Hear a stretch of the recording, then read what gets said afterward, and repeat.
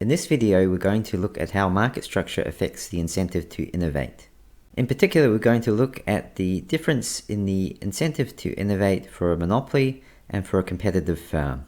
We will consider a process innovation, that is an innovation that reduces the cost of production, and we're going to consider a reduction in unit cost from C0 to C1.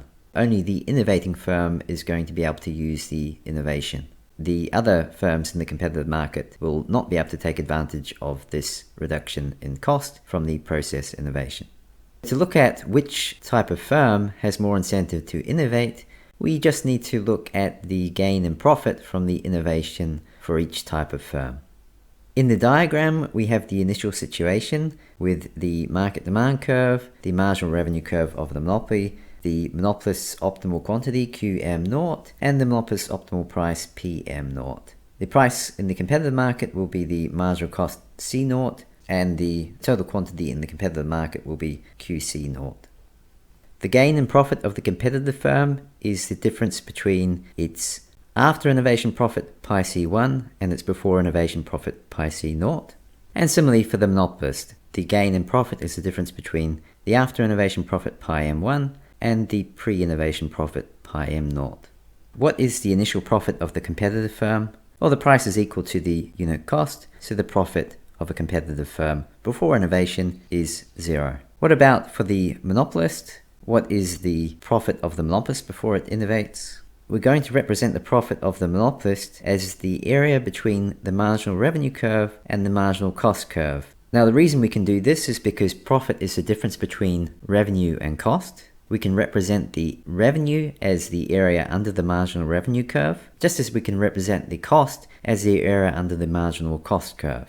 So the area between the marginal revenue curve and the marginal cost curve is A, B, C, naught.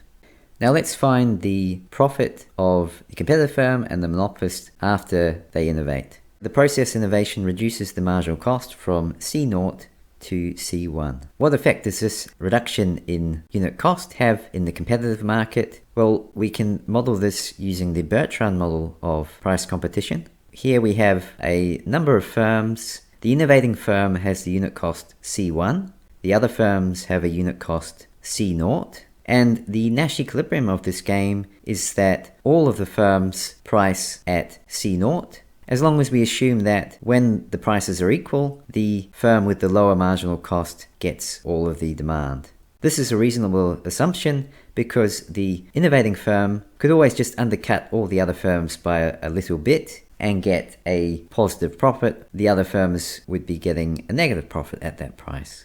So the innovating firm will have a cost of C1. Its price will still be P0C, and so its profit will be the rectangular area A plus B. So the gain in profit of the innovating firm is A plus B. Now what about the monopolist? When its cost is reduced from C0 to C1, its optimal quantity will increase from QM0 to QM1. What is the monopolist's after innovation profit? It's still the area between the marginal revenue curve and the marginal cost curve, but it's now a larger area. The monopolist's after innovation profit is the area ADC1.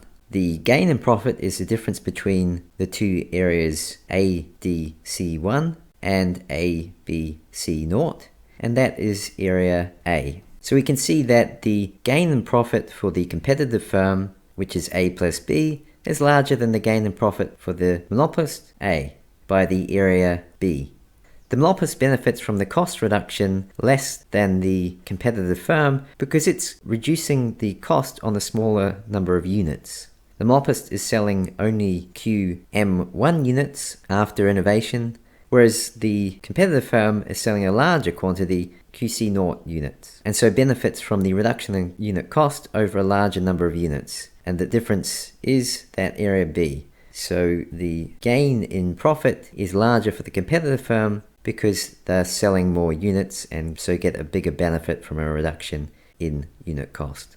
This is called the replacement effect. The innovation allows the monopolist to replace its initial profit by a somewhat higher profit, whereas the competitive firm is getting a completely new profit opportunity. Its profit before innovation was 0, its profit after innovation is now area A plus B. So the competitive firm has a greater incentive to carry out a process innovation than a monopolist.